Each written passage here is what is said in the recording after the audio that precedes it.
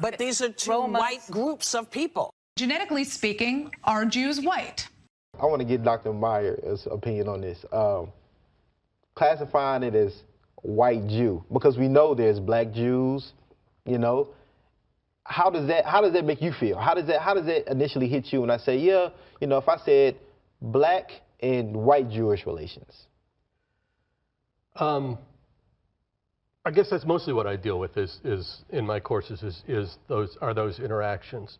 I think, again, in America, most Jews are Ashkenazic Jews who are white. I think, again, in America, most Jews are Ashkenazic Jews who are white. I think, again, in America, most Jews are Ashkenazic Jews who are white. Sometimes part of the problem between the two communities is that some people will take advantage of that, will use their whiteness as a way of promoting themselves, as a way of integrating themselves into whatever community they want to be in, by removing themselves and denigrating themselves from some other community. Right. I find that problematic. In an interview that Benaiah Israel and myself did with Ashkenazi Jewish geneticist Aaron Elhaig, I asked him to explain genetic distances. Now, before I play that clip of him explaining and answering my question, I want to just give you a little understanding about genetic distances. This is coming from a book titled The Origin of Ashkenazi Jewry. And I want to encourage you guys, if you want to get kind of like a crash course on the history of the Ashkenazi Jewish community, I encourage you guys to purchase this book. So again, the book is titled The Origin of Ashkenazi Jewry. Now we're going to focus on genetic distances. It reads, a large part of the study was devoted to the determination of genetic distances between the different populations. Through this method, genetic markers from different Jewish populations are compared. The smaller the relationship, the more differences in DNA may have arisen. Such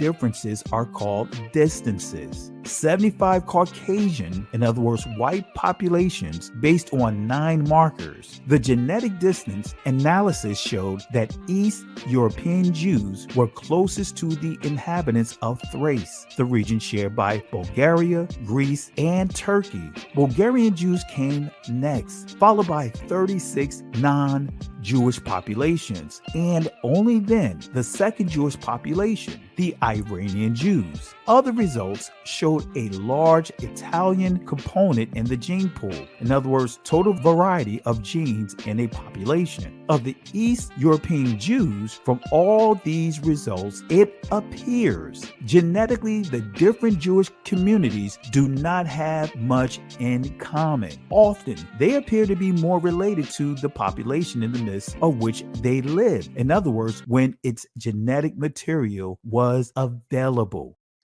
So first of all, so they can't even define what a Jew is. You could marry a Jewish man. You're a woman. You marry a Jewish man. After 1,000 generations of that, you're indistinguishable from any other Israeli. But according to Israeli law, since by the laws of the Jewish religion, you're not Jewish, you are not part of the Jewish nation. The only way to become part of this Jewish nationality is by a religious conversion, even though being religious is not a requirement to be part of the nation. It is the only country like this. It makes no sense. Imagine, there was a Supreme Court case in Israel. There was a Jewish guy, born Jewish. His name was Daniel Refusion. He grew up, converted to Christianity, became a Carmelite monk. His name was Brother Daniel. Sorry, his name was Oswald Refusion, his birth name, and he became Brother Daniel, Carmelite monk. This was before Israel was founded. After Israel was founded, he came to Israel and he said, I want to emigrate here under the law of return because I'm Jewish. I'm Jewish by nationality. I'm Jewish by ethnicity. I'm Jewish by every standard. I just believe Jesus is the Messiah. Israel's Supreme Court said he's not Jewish because he believes in Christianity. Every other nationality,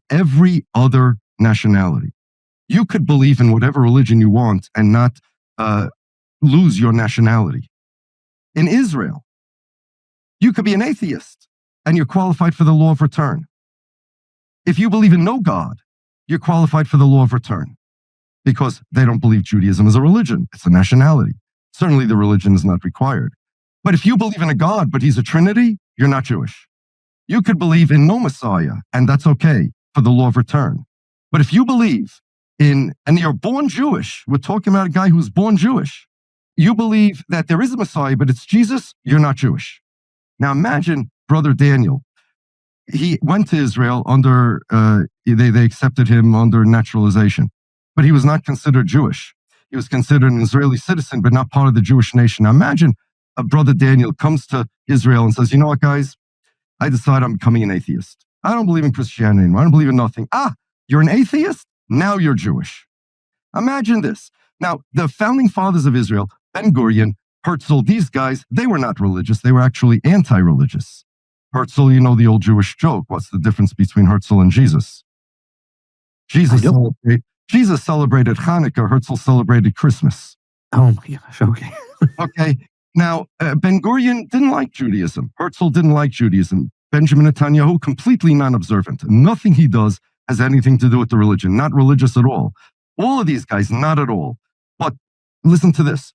Imagine a guy comes and he wants to join the Jewish nation. Let's say he's a Druze, Zionist. They fight in the IDF.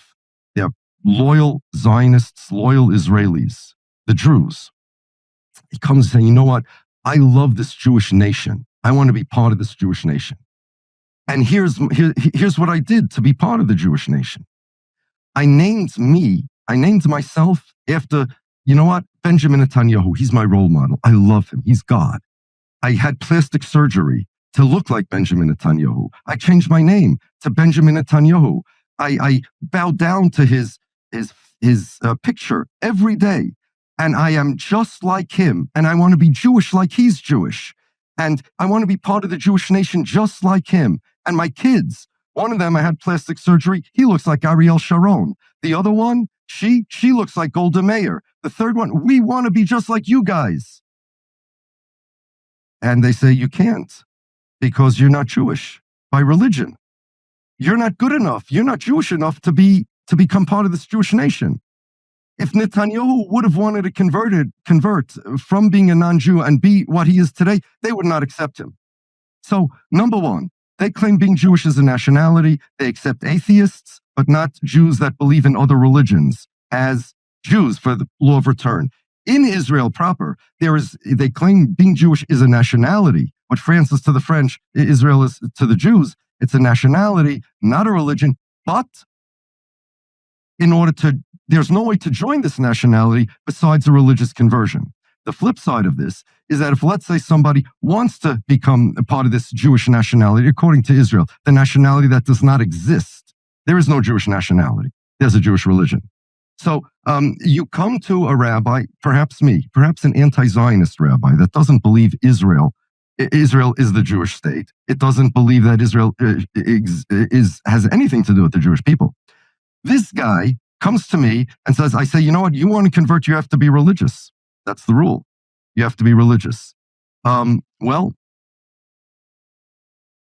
I want to be a Zionist. I would say, nope, that's against Judaism. You can't. Okay, I'm an anti-Zionist. If you say so, no problem. I'm against Zionism. I hate Zionism. I believe everything you do, Rabbi Shapiro, will convert you. Israel will accept that person for the law of return.